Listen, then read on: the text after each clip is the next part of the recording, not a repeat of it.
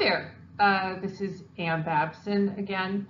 I've created a relatively short slideshow for you about the Harlem Renaissance. Langston Hughes, the Harlem Renaissance, and Pan-Africanism, how post-colonial movements and civil rights movements joined in an intellectual movement in Harlem. The Harlem Renaissance really begins. People can pretty much point to the moment that armistice was declared, and there was a parade in Manhattan, including an African-American marching band that was part of the military that went to Europe for World War I. When they get to Harlem after the parade, they march up Fifth Avenue. When they get to 125th Street, which is pretty much the demarcation line for Harlem, they start playing a new kind of jazz. It blows people's minds. It's different. And most people who study the Harlem Renaissance consider that moment to have been the inception of the Harlem Renaissance. The Harlem Renaissance is generally thought to exist from that moment through the 20s, and some count it as going through the Depression, others well beyond that. Some say no, when the stock market crashes, essentially the bottom drops out of the artistic class of Harlem. I'm not sure that that would be a fair statement. I tend to be of the thinkers that think that it had legs long after the Depression got underway. In any case, many have suggested that the Harlem Renaissance was either local to New York, and it certainly was. I mean, it's not called the Global Renaissance, it's called the Harlem Renaissance, a neighborhood in Manhattan. But some have said that it was either local to New York or national only. People also talk about Black Americans moving to cities as soon as they were able to escape Jim Crow that way, and developing artistic communities and intellectual communities where there was relatively more freedom and prosperity available to them. And both of those things are true. However, the Harlem Renaissance is not, strictly speaking, an exclusively national or local movement. I'm going to show you evidence here that, in fact, the writers of the Harlem Renaissance are cosmopolitan, meaning they are worldwide and internationally minded. And most people will tell you, some might argue for Gwendolyn Brooks, I love her, but no, Langston Hughes really is the most important and most memorable poet of the Harlem Renaissance. But he was not alone. Other writers include Zora Neale Hurston, Gwendolyn Brooks, Charles Wright, Claude McKay, and many others. They formed in the 1920s what was called by its participants, they called it the New Negro Movement. And the movement strove to demonstrate the intellectual prowess and artistic talent of men and women of color, something that was hotly disputed at the time. For a little perspective on how racist American intellectuals were at this time, one need only go take the Harlem North Railroad to Connecticut, where it goes. You can even leave from Grand Central Station and go to Yale in New Haven.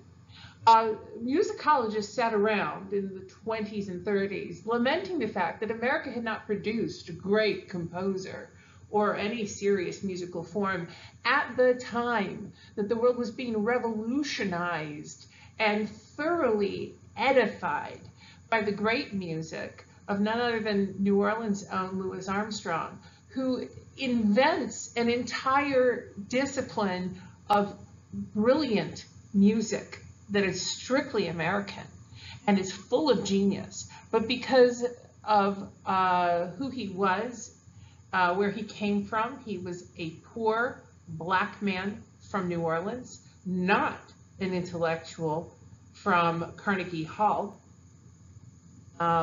or the university system of the United States or anything like it.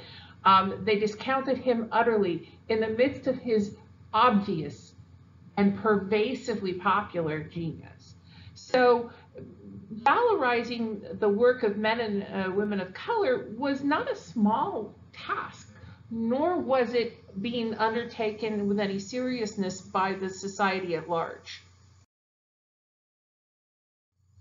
And the movement sought to valorize Afrocentric perspectives rather than Eurocentric ones.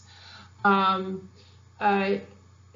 of the complaints that Hughes has with a lot of other writers is that they're trying to sound like white European writers, and they're not talking about the African American experience, whatever that might include.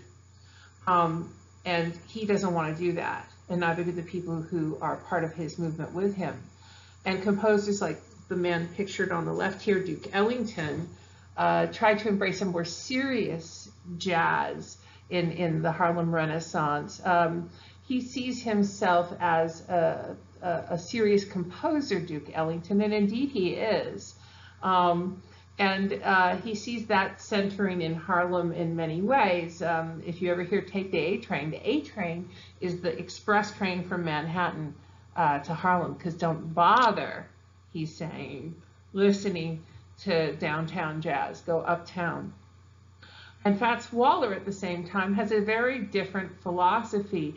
He writes these incredibly funny lyrics to sweet jazz that embraces a different part of Harlem's jazz culture, more vernacular, less high art, and nevertheless equally powerful. And Zora Neale Hurston wrote about African-American female characters in the South and interviewed former slaves to record their testimony. Lois Mailloux Jones and Jacob Lawrence paint works of art in reference to African-American urban life. I highly recommend particularly Lawrence's work as something worth looking at. And so the thinkers of the Renaissance in Harlem were not alone in their desire to create a culture that acknowledged and valorized the works of Africans. African Americans were considering how to recover their spirits and minds out of the Jim Crow states, but Africans in Africa and Africans in Europe began to emerge from the colonial era, wondering how best to assert themselves intellectually, culturally, and politically in African nations and indeed elsewhere. On the other side of the Atlantic, a movement asking similar questions to those posed by the Harlem Renaissance emerged, and the name of it was Pan-Africanism.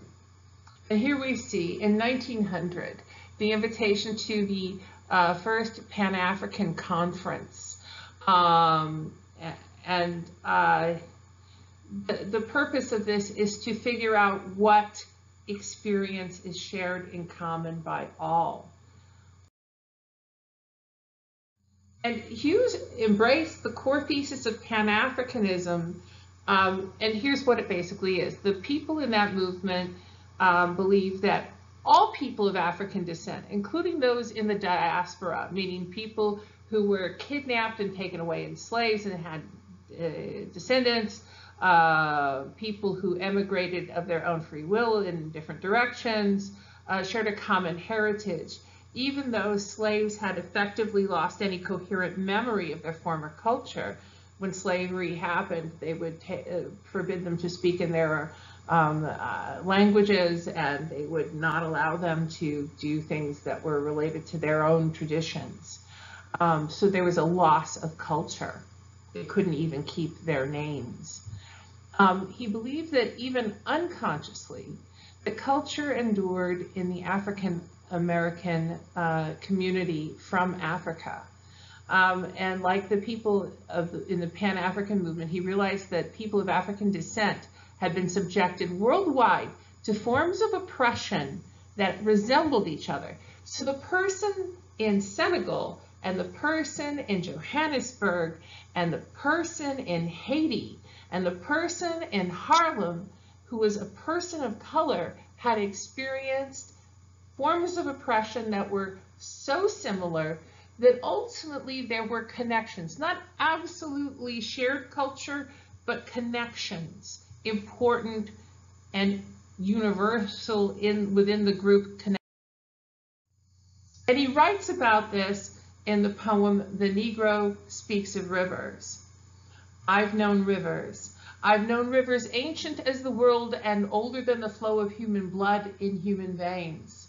My soul has grown deep like the rivers. I bathed in the Euphrates when dawns were young. I built my hut near the Congo and it lulled me to sleep. I looked upon the Nile and raised the pyramids above it. I heard the singing of the Mississippi when Abe Lincoln went down to New Orleans. And I've seen its muddy bosom turn all golden in the sunset. I've known rivers, ancient, dusky rivers. My soul has grown deep like the rivers. Notice the geographical locations of these rivers: Euphrates in the Middle East, Congo, Mississippi. These are all over the world.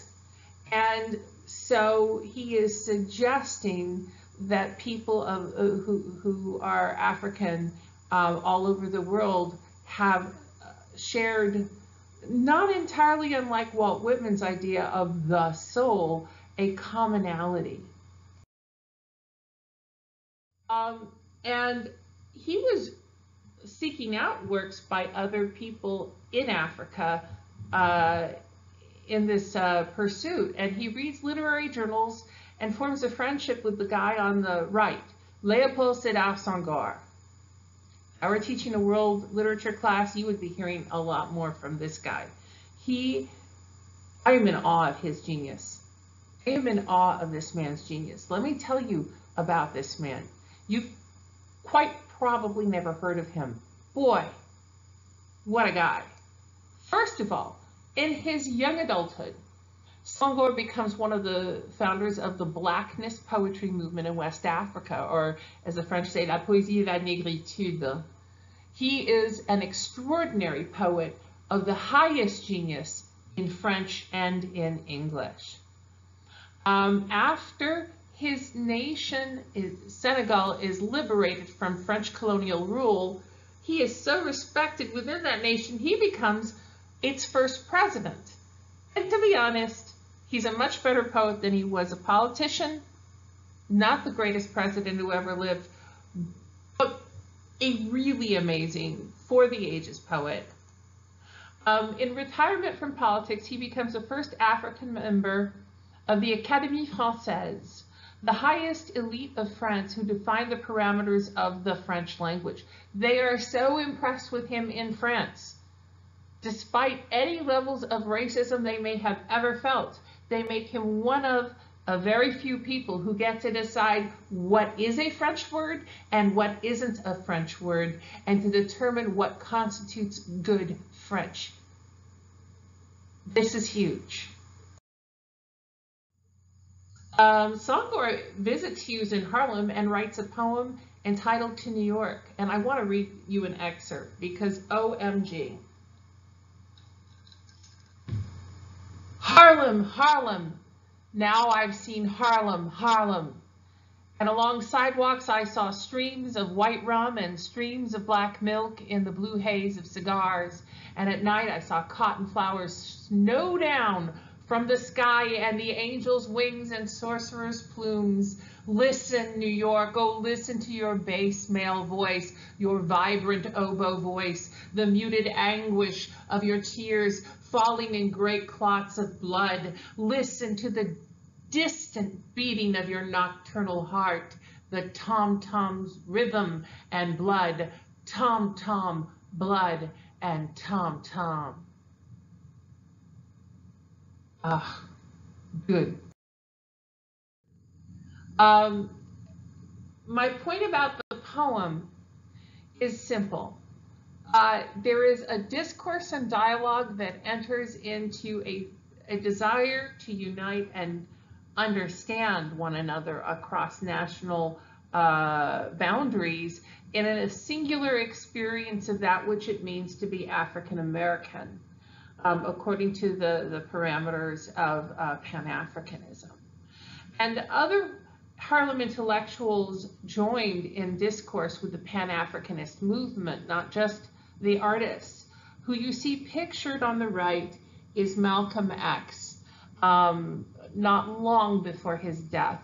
Malcolm X is such a good speechwriter that if this were a longer course, if I had a year rather than a semester to teach students American literature, I would include his speeches because they are stunningly beautiful and moving. He too believes that Africans are connected not just by blood, but by experience.